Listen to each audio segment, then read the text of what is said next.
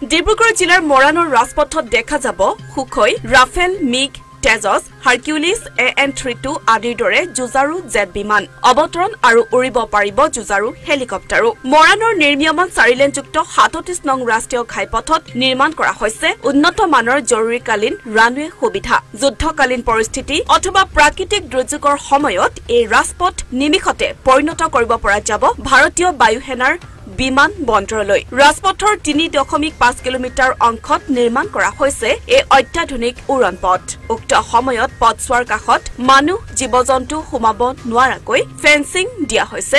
লগতে নিৰ্মাণ কৰা হৈছে এটা এয়াৰ ট্ৰেফিক কণ্ট্ৰল টাৱাৰ। অৱশ্যে জৰুৰীকালীন পৰিস্থিতিতহে ব্যৱহাৰ হ'ব এই উৰণ পথ। ইতিমধ্যে মৰাণ টাউন নোসোমোৱাকৈ যাতায়াতৰ বাবে মুকলি কৰা হৈছে এই পথ।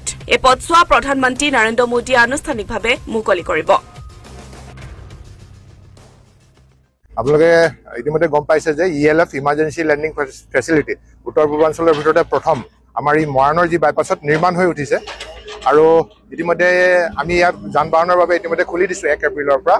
আৰু ইয়াৰ যিখিনি যাৱতীয় কাম ইতিমধ্যে 97% কাম সম্পূৰ্ণ হৈছে। ভাৰতৰ প্ৰতিৰক্ষা মন্ত্ৰালয় তথা আমাৰ যি ৰাষ্ট্ৰীয় ঘাইপথ নিৰ্মাণকাৰী সংস্থা আছে তেওঁলোকৰ প্ৰত্যক্ষ তদাৰক অৱস্থাত এই নিৰ্মাণ কৰা হৈছে। ভাৰতীয় সেনা বাহিনীৰ কাৰিকৰী প্ৰযুক্তিৰ অত্যাধুনিক ব্যৱস্থাৰ মাধ্যমেৰে এইটো নিৰ্মাণ কৰা হৈছে। উত্তৰ পূৰ্বাঞ্চলৰ এক সংবেদনশীল এলেকা হিচাপে আমি ইতিমধ্যে জানো যুদ্ধকালীন অৱস্থাত এইটো এটা সংবেদনশীল এলেকা হিচাপে পৰিণত হয়। সেয়েহে যাতে যিকোনো জৰুৰী পৰিস্থিতিৰ মোকাবিলা কৰিব পৰাকৈ এই ELF-ৰ নিৰ্মাণ কৰা হৈছে। এই ELF-ত ভাৰতীয় বায়ু সেনাৰ সকলো ধৰণৰ বিমান অৱতৰণ কৰিব বা উৰণ কৰিব পৰাকৈ ইয়াক কাৰ্যক্ষম কৰা হৈছে আৰু তেনেকুৱা ধৰণে বনোৱা হৈছে। অহা 30 মে'ৰ ভিতৰত আমি এই ৰাস্তাটোৰ কাম সম্পূৰ্ণ কৰি এই ELF-ৰ পৰ্যন্ত কাম সম্পূৰ্ণ কৰি NSADCL কৰ্তৃপক্ষক আমি গতাই দিম। নৰ্থ ইষ্টৰ একমাত্ৰ পথ যিটো ডিব্ৰুগড় জিলাৰ মৰাণ অঞ্চলৰ ইতিমধ্যে নিৰ্মাণ হৈ আছে যিটো যুদ্ধকালীন বিমান অৱতৰণৰ বাবে আমি ভাল পাইছোঁ।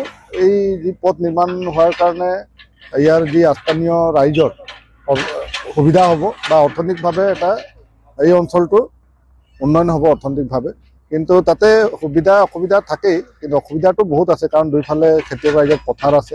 তেওঁলোকে বেৰিকেড ফেন্সিং ইতিমধ্যে মাৰিছে আৰু তাতে তেওঁলোকে কৈছে যে যিটো সময়ত যুদ্ধকালীন বিমান অৱতৰণ কৰিব সেই সময়ত ছাগলী বা অন্য জীৱ জন্তু সোমাব নিদিয়ে। তাৰ আগতে তেওঁলোকে যিটো বেৰিকেড লগাইছে এই বেৰিকেডৰ কাষত মানে ছাৰ্ভিচ ৰোড নাই।